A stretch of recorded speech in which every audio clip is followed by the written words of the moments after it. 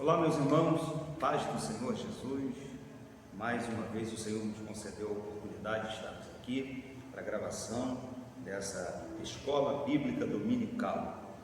Estamos estudando a epístola de Paulo aos Efésios e nesta oportunidade já estamos na lição de número 6.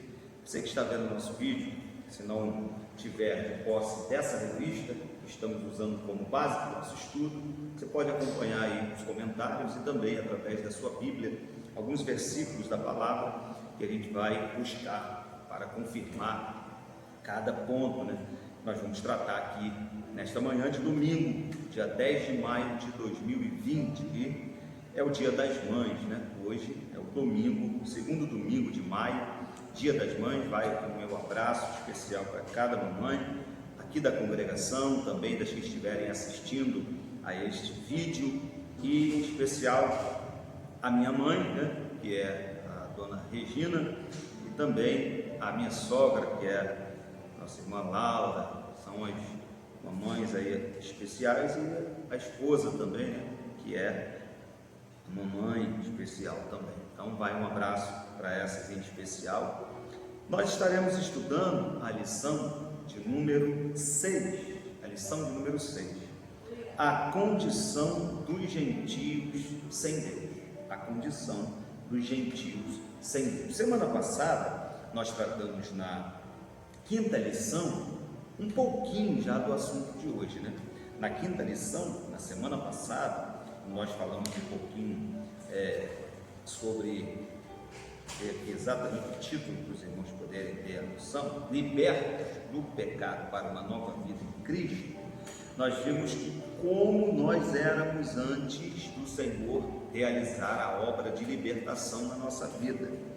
O texto que foi lido semana passada, na carta aos Efésios, no capítulo 2, versículos 1 ao 10, ele vai dizer que ele nos libertou do poder do príncipe das potestades do ar, desse espírito que opera nos filhos da desobediência. Vai dizer que nós estávamos mortos em delitos e pecados, e ele mesmo assim, pela sua graça, nos vivificou. A lição de hoje, nós estaremos dando um pouco de continuidade a esse assunto que foi tratado lá na semana passada. Então eu peço a você, pegue a sua Bíblia, vamos abrir para a leitura de dois textos, o texto de Efésios capítulo 2, versículo 11 e 12, e Romanos capítulo 4, versículos 12 a 14. Nós vamos ler esses dois textos como base na leitura bíblica, como base para o ensino desta manhã. Vamos lá? Efésios capítulo 2, versículo 11.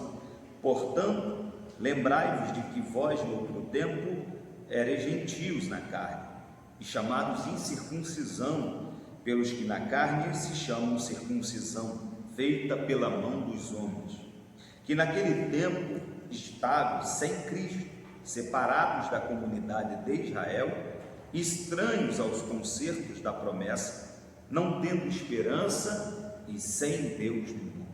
Agora Romanos capítulo 4, versículo 12 a 14, diz assim a palavra do Senhor no versículo 12: e fosse pai da circuncisão, daqueles que não somente são da circuncisão, mas que também andam nas pisadas daquela fé que teve nosso pai Abraão, que tivera na incircuncisão. Porque a promessa de que havia de ser herdeiro do mundo não foi feita pela lei a Abraão ou a sua posteridade, mas pela justiça da fé. Pois se os que são da lei são herdeiros, logo a fé é vã e a promessa é aniquilada. Bem, o objetivo da nossa lição de hoje é esclarecer de que modo os gentios estiveram privados da promessa messiânica. E será importante também que a gente compreenda alguns termos utilizados por Paulo aqui, principalmente em Efésios e também lá em Romanos. Quando Paulo usa o termo gentio, usa a expressão circuncisão, incircuncisão, Talvez você já tenha ouvido falar um pouco desses termos, mas não tem exatamente o que eles significam, né? Então nós vamos conceituá-los também, nós vamos fazer com que você possa compreender, né? Aprender o que significa esses termos. Bem, o texto áureo da lição, se você tem a revista, abra lá, o texto áureo vai dizer: portanto, lembrai-vos de que vós no outro tempo erais gentios na carne e chamados incircuncisão, pelos que na carne se chamam circuncisão, feita pela mão dos homens. O texto áureo é importante, eu grifei aqui na minha revista, quando ele diz: lembrai-vos de que vós no outro tempo erais gentios na carne. É sempre importante nós lembrarmos de onde o Senhor nos tirou, de como éramos dominados pelo inimigo, pela carne, pelos pecados, e como éramos escravos, agora livres pela graça de Deus. Então, de vez em quando é bom nos lembrarmos de tudo isso. Para quê? Para que a gente tenha a exata noção da gratidão que devemos ter para com Deus, pela grande obra que Ele realizou na nossa vida. É certo que alguns vão, ao fazer esse exercício de relembrar de onde vieram, vão ter uma noção muito grande da misericórdia de Deus e do que Deus fez em suas vidas. Outros, talvez, vão pensar e vão ter essa noção um pouco menor, porque talvez tenham saído de uma condição de vida normal, ou até mesmo foi criado no lar evangélico, com pais evangélicos, e então ele não tem uma noção muito do que aconteceu na sua vida. Mas aquele que já teve uma vida de pecados, viveu uma vida atribulada, quando ele faz esse exercício, ele realmente consegue compreender quão grande foi o amor de Deus. Certa feita, Jesus, ele vai contar um caos, ele vai dizer assim para um homem, porque Jesus estava na casa daquele homem, chamado Simão. Aquele homem estava dando um jantar para Jesus. De repente entra uma mulher pecadora, definida por eles como pecadora, e derrama um bálsamo precioso nos pés de Jesus e começa a secar com seus cabelos. E todos ficaram atônitos, e Simão inclusive disse: bem, se ele fosse profeta, ele veria, saberia que essa mulher é pecadora e não permitiria que ela o tocasse. Jesus, entendendo todo o cenário, disse para ele: Simão, alguém que devia uma certa quantia e outro que devia uma quantia muito maior foram perdoados. Quem amará mais aquele que perdoou a dívida? E aí Simão disse: o que devia mais, o que devia muito, vai amar muito mais. Ele disse: exatamente. E eu entrei em sua casa, você não me saudou com um ósculo do sangue, ou seja, com um beijo, que era a saudação comum do judeu, beijo no rosto, não me saudou. Você não me deu água para lavar os pés, não lavou os pés, que era um costume comum dos viajantes, dos que chegavam na casa de alguém, por causa da poeira do caminho para os seus pés. E Jesus disse: você também não me ungiu, mas essa mulher fez tudo isso. Então, algumas pessoas certamente, quando se lembram do que era antes e de como Deus trabalhou na sua vida, tem um senso de gratidão muito maior. É um exercício muito importante que cada um de nós constantemente deveria fazer. A verdade prática vai dizer: outrora sem Deus, por meio de Cristo, os gentios tornaram-se descendência de Abraão e herdeiros das promessas. É sobre isso que nós vamos falar aqui na nossa lição. Glória a Deus. Olha, existe uma frase no mundo, né? Quase um ditado popular que as pessoas usam, talvez você mesmo já ouviu de alguém, ou você mesmo já falou para alguém, aquela famosa frase: quem te viu, quem te vê. Normalmente essa frase, né? Quem te viu, quem te vê, ela está demonstrando o reconhecimento de alguém a uma mudança na vida de outra pessoa. Normalmente uma mudança boa, né? Ver aquela pessoa numa situação que estava e aquela pessoa numa outra situação melhor e diz: olha, quem te viu, quem te vê. Também é utilizado de forma pejorativa, às vezes, né, quando a pessoa começa a tropeçar demais, alguém olha e diz: mas quem te viu lá agora te vê, a coisa está feia. Mas essa frase, quem te viu, quem te vê, cai muito bem como introdução para a nossa lição. porque o que nós iremos falar aqui hoje é o estado dos gentios antes de Cristo, antes de Jesus habitar na vida. O estado do ser humano normal, carnal, porque ainda é irregenerado, aquele que ainda não teve a sua vida transformada pelo Senhor. Ele tem uma forma de vida e antes de Jesus operar na sua vida, fazer a mudança, a transformação, e depois que isso ocorre, essa frase cai muito bem: quem te viu e quem te viu. Bem, na lição nós vamos ter a oportunidade de constatar a real situação do ser humano sem Deus e o quanto ele carece da graça e da misericórdia divina. Então é importante, se porventura tem alguém nos assistindo, eu sei que alguns irmãos assistem em casa, na sala, com a TV, e acaba chamando um filho, o esposo, a esposa, um parente, alguém que está ali para assistir também. Talvez ele esteja distanciado do Senhor, talvez ele nunca tenha entregue a vida a Jesus.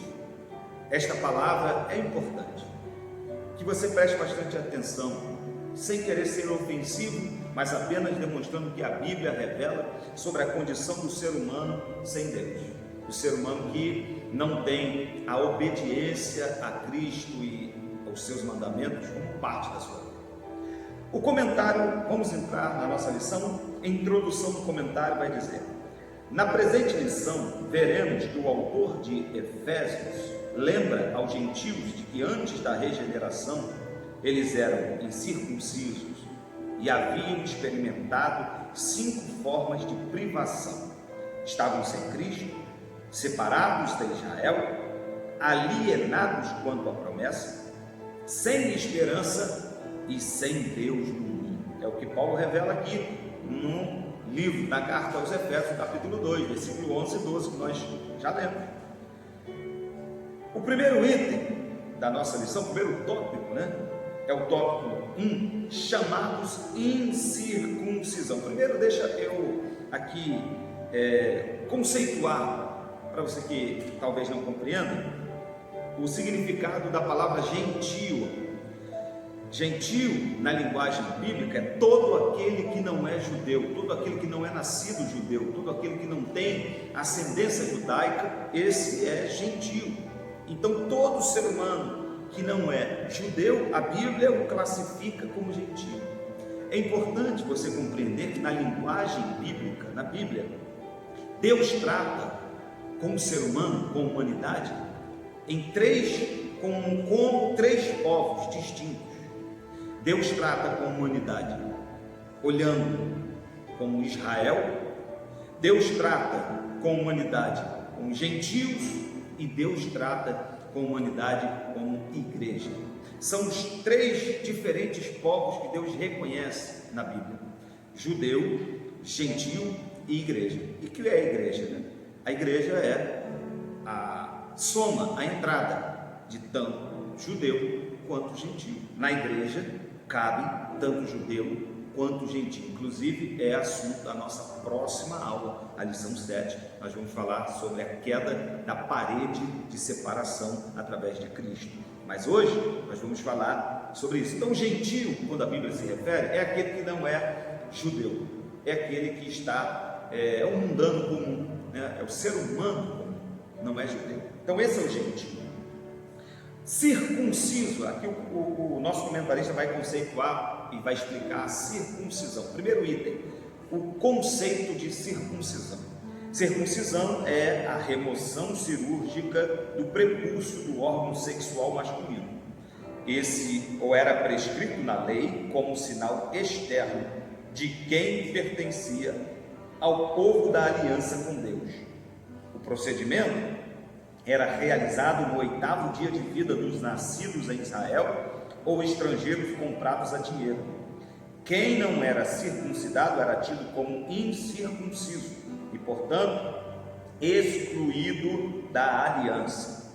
A circuncisão tornou-se um sinal que distinguia os judeus dos demais povos gentios. Vamos lá no livro de Gênesis, no capítulo 17, quando pela primeira vez essa expressão e essa prática é introduzida. Gênesis capítulo 17, nos versículos de número 10, diz assim: este é o meu concerto que guardareis entre mim e vós, e a tua semente depois de ti, que todo macho será circuncidado, e circuncidareis a carne do vosso prepúcio, e isto será por sinal do concerto entre mim e vós. O filho de 8 dias, pois, será circuncidado, todo macho nas vossas gerações, o nascido na casa e o comprado por dinheiro, qualquer estrangeiro que não for da tua semente. Com efeito, será circuncidado o nascido em tua casa e o comprado por teu dinheiro. E estará o meu concerto na vossa carne por concerto perpétuo. E o macho com prepúcio, cuja carne do prepúcio não estiver circuncidada, aquela alma será extirpada dos seus povos, quebrantou o meu concerto. Então, Deus instituiu a circuncisão como um sinal externo para separar a nação de Israel dos demais povos. A vontade de Deus, ao ter um pacto, uma aliança com Abraão, Deus colocou essa condição de que todo macho, todo filho masculino nascido em Israel, ele deveria, ao 8º dia de vida, passar por essa cirurgia, essa operação que os pais mesmos faziam, arrancando aquela pele que cobre, a glande do órgão sexual masculino, fazendo com que esta criança estivesse participando dessa aliança com Abraão. E os que eram comprados de fora também passavam por essa operação e faziam parte então da nação eleita. Isso era a circuncisão. Qual o significado religioso? O item 2 vai dizer o significado religioso da circuncisão. Seu significado religioso apontava para a santificação. Lá em Êxodo capítulo 19, vamos ler Êxodo capítulo 19, versículos 5 e 6. Êxodo capítulo 19, versículos 5 e versículo 6. Agora, pois, se diligentemente ouvirdes a minha voz e guardardes o meu concerto, então sereis a minha propriedade peculiar dentre todos os povos, porque toda a terra é minha. E vós me sereis reino sacerdotal e povo santo. Estas são as palavras que falarás aos filhos de Israel. Então a santificação, o significado religioso da cirurgia que eles faziam, da circuncisão, apontava para a santificação. O comentarista coloca algo aqui interessante. A circuncisão simbolizava a aliança de purificação. Era algo tão sério que os judeus recusavam-se até mesmo a comer com os incircuncisos. A separação que o povo de Deus deveria ter era levada pelos judeus assim tão ao pé da letra, que ocasiões normais com as pessoas eram negadas, porque o judeu não queria se contaminar, não queria estar em um mesmo ambiente que o gentio, nem dividir uma refeição eles faziam, tal respeito que eles tinham. Eles queriam ser povo de propriedade peculiar e particular de Deus e levavam isso para esse campo também. Então esse era o significado religioso, porque os povos de outrora, daquele tempo em que Deus exigiu isso de Abraão e depois exige da nação de Israel, você vai observar, por exemplo, no texto bíblico, de que quando o povo de Deus estava perto de atravessar para a terra prometida, já sob o comando de Josué, Deus dá uma ordem para que todos fossem circuncidados, porque todos os que saíram do Egito eram circuncidados, mas morreram no deserto. E os que foram crescendo ali naqueles 40 anos de peregrinação não estavam circuncidados, provavelmente pelas condições insalubres do deserto. Deus não ia cobrar esse tipo de sinal de que Deus já havia até determinado, de um povo que estava no deserto, sem as condições necessárias. E quando eles chegaram perto de entrar em Canaã, Deus exigiu, Josué então providenciou e todos foram circuncidados naquela época. Terceiro tópico, do primeiro item aqui, a circuncisão do coração. A boa nova que Paulo traz, eu estou lendo uma parte aqui do comentário, não é logo no começo, talvez você esteja acompanhando aí na revista, onde o pastor está lendo? Eu estou lendo aqui uma parte dentro desse item 3. A boa nova que Paulo traz é a de que a verdadeira circuncisão não se tratava de uma operação externa na carne, realizada pelos homens, mas a que foi feita no interior, a que é do coração, cujo louvor não provém dos homens, mas de Deus.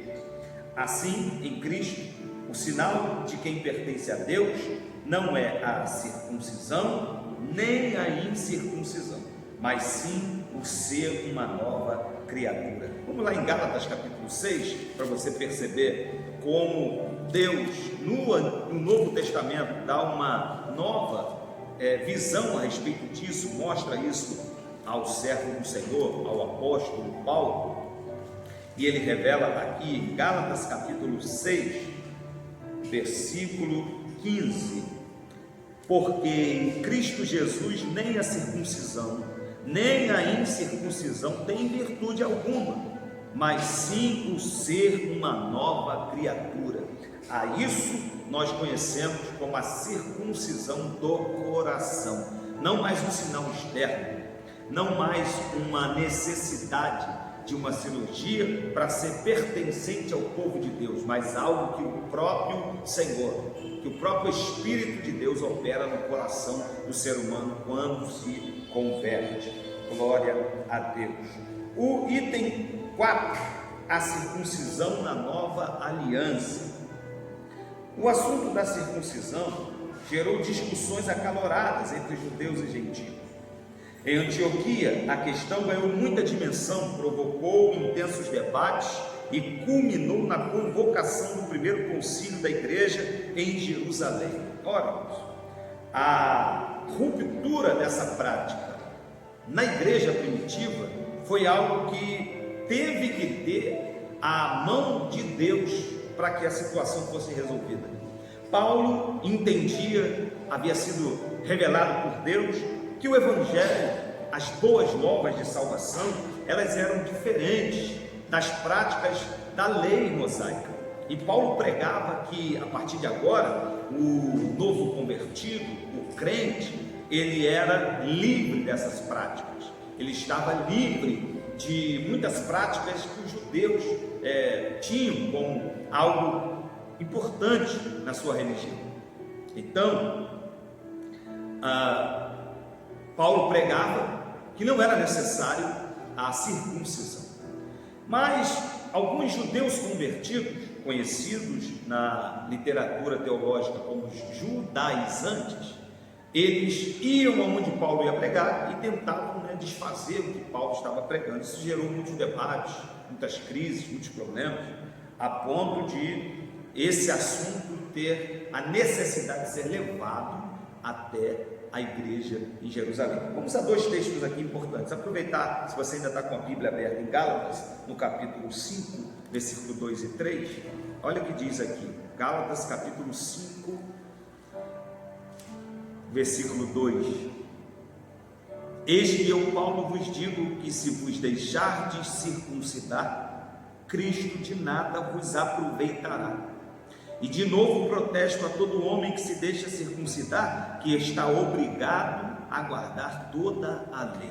No versículo 4 ainda: separados estáis de Cristo, vós os que vos justificais pela lei, da graça tendes caído. Então Paulo tinha isso como algo muito sério, ele pregava contra, ele dizia: o novo crente não é necessário, não é preciso, não há obrigação, a cobrança de que ele passe por esse pacto cirúrgico da circuncisão.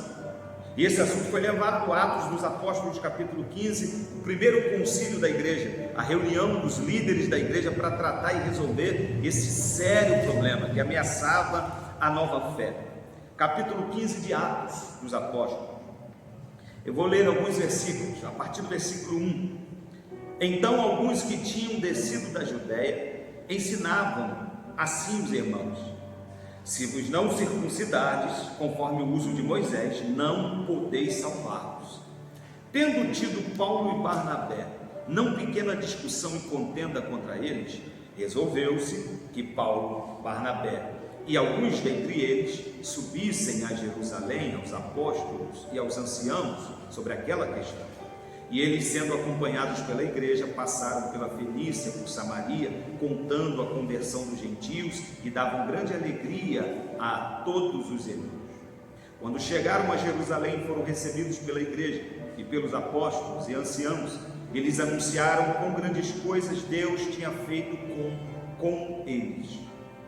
Alguns, porém, da seita dos fariseus que tinham crido, se levantaram, dizendo que era mister, ou que era imprescindível, circuncidá-los e mandar-lhes que guardassem a lei de Moisés. Congregaram-se, pois, os apóstolos e os anciãos para considerar este assunto. E havendo grande contenda, Pedro se levantou e disse-lhes: varões e irmãos, bem sabeis que já há muito tempo Deus me elegeu dentre vós, para que os gentios ouvissem da minha boca a palavra do evangelho e cresçam. E Deus, que conhece os corações, lhes deu testemunho, dando-lhes o Espírito Santo, assim como também a nós. E não fez diferença alguma entre eles e nós, purificando o seu coração pela fé. Agora, pois, por que tentais a Deus, pondo sobre a cerviz dos discípulos um jugo que nem nossos pais nem nós podemos suportar? Mas cremos que seremos salvos pela graça do Senhor Jesus Cristo, como eles também. Então toda a multidão se calou e escutava Barnabé e Paulo, que contavam quão grandes sinais e prodígios Deus havia feito por meio deles entre os gentios. E havendo-se eles calado, tomou Tiago a palavra, dizendo: varões e irmãos, ouvi-me. Simão relatou como, primeiramente, Deus visitou os gentios para tomar deles um povo para o seu nome.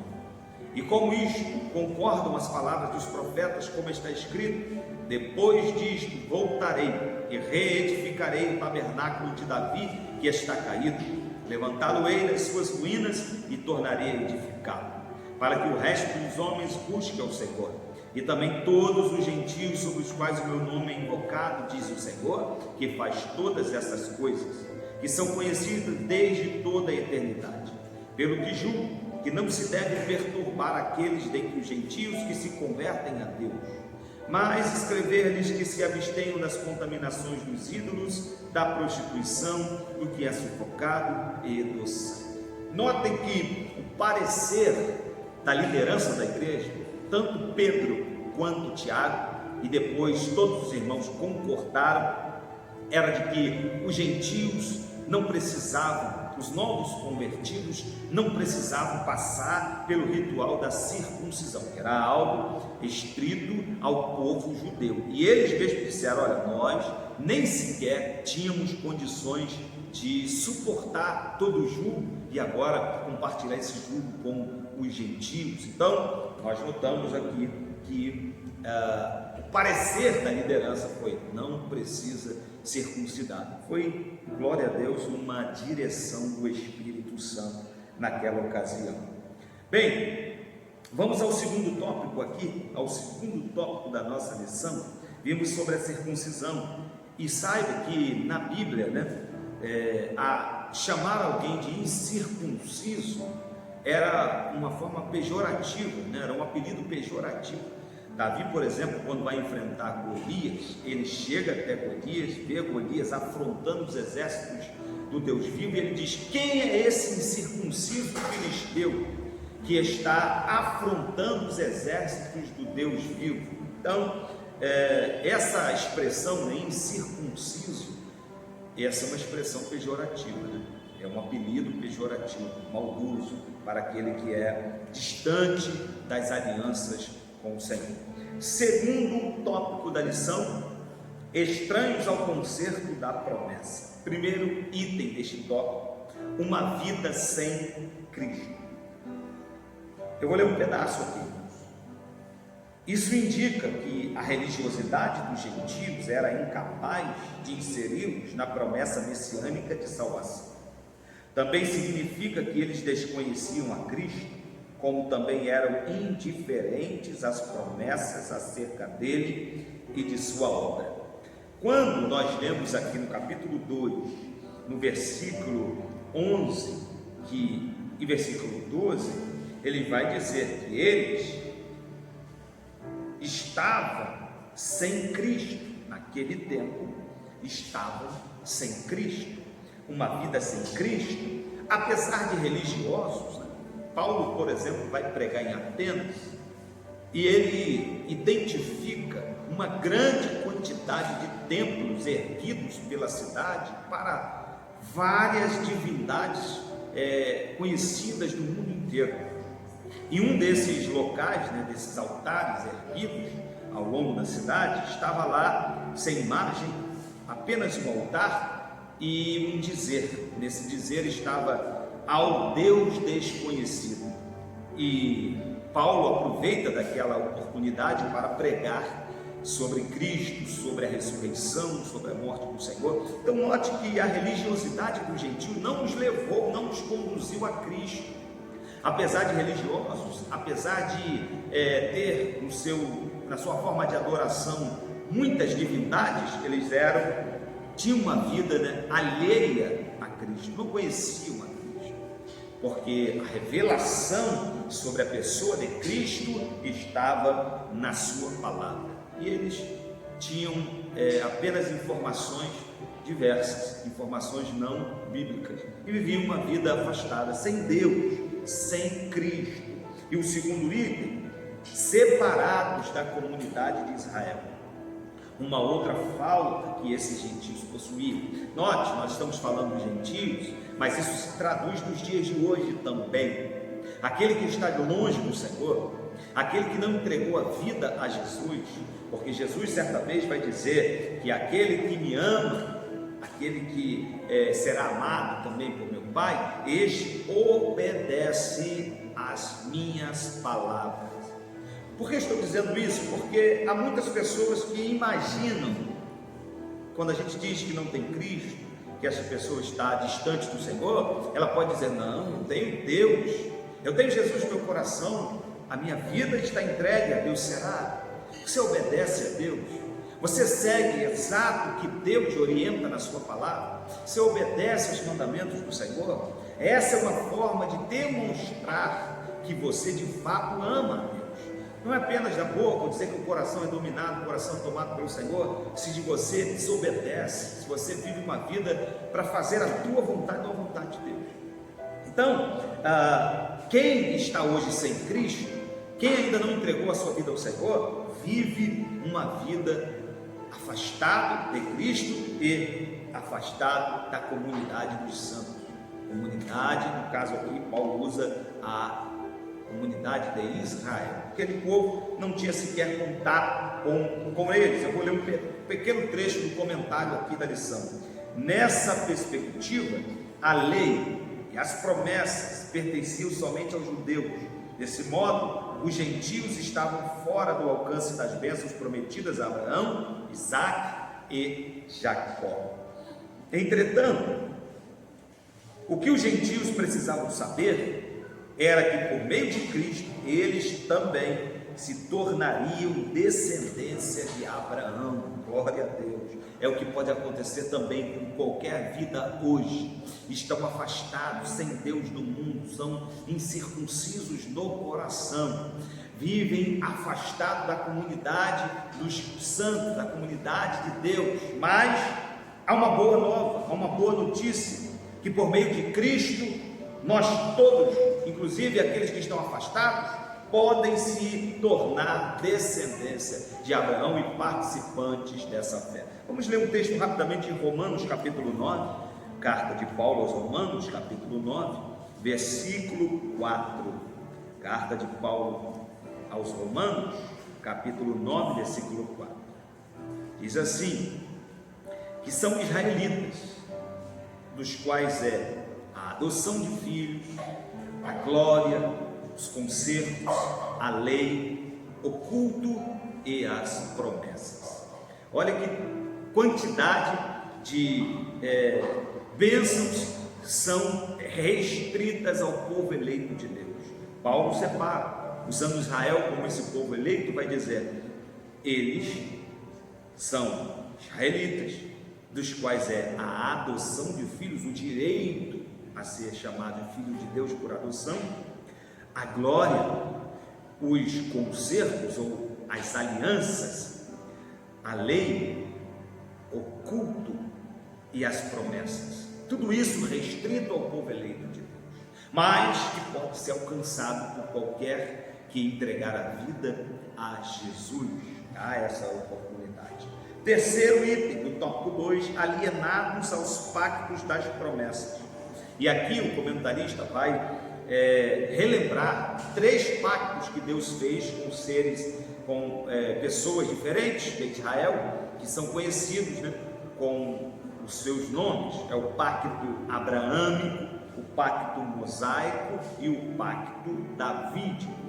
Esses 3 pactos, essas 3 alianças que o Senhor realizou com esses homens. Por isso, né, a aliança que Deus fez com Abraão, conhecida como pacto abraâmico, a aliança que Deus realizou com Moisés, por isso chamado de pacto ou aliança mosaica, e a aliança com Davi, chamado então de pacto ou aliança davídica.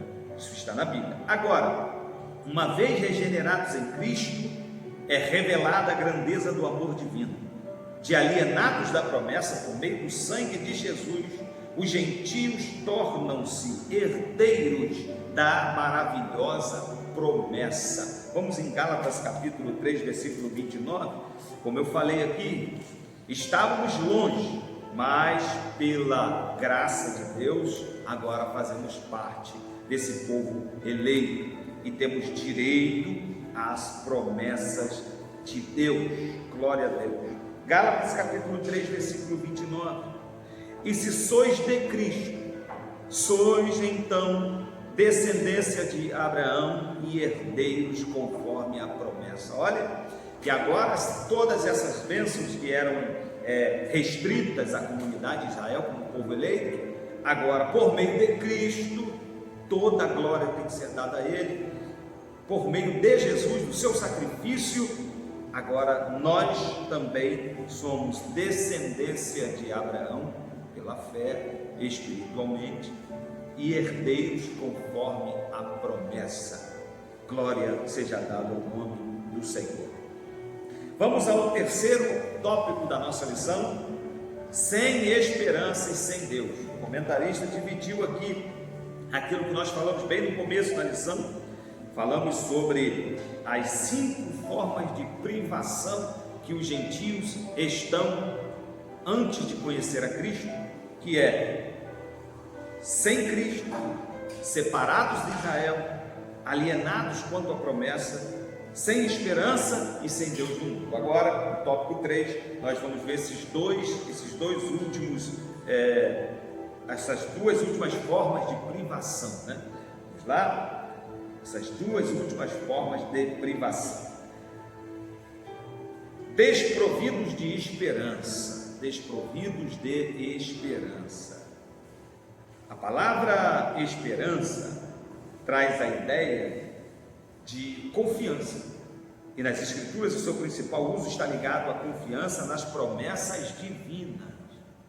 Podemos afirmar que os gentios eram desprovidos dessa esperança por causa de parte da filosofia grega, que descartava a possibilidade de uma vida além do mundo. Então, se eles não criam, não acreditavam em algumas coisas que a Escritura afirmava, eles ficavam desprovidos dessa esperança. Por exemplo, a ressurreição. E uma das doutrinas bíblicas mais importantes é a ressurreição. Os que morreram em Cristo um dia ressuscitarão. Todos aqueles que partiram e que hoje dormem no Senhor um dia ressuscitarão. Como eles não criam sobre a ressurreição, acreditavam que isso não era algo possível, palpável, então eles estavam desprovidos dessa esperança. E não apenas dessa, como de todas as esperanças que a Bíblia dá àquele que crê. Novo céu, nova terra. Ao ímpio, aquele que ainda não se converteu, está vivendo uma vida segundo a sua própria vontade, ele também está desprovido dessa esperança. Porque se ele não crê, não vive para agradar a Deus, então ele não tem essa esperança de que um dia ele ver a Deus, conforme a palavra de Deus nos dá como promessa. Segundo item do tópico 3, sem Deus no mundo. Vamos lá, estamos caminhando para o encerramento. A expressão sem Deus não significa que os gentios não serviam ou não acreditavam numa divindade.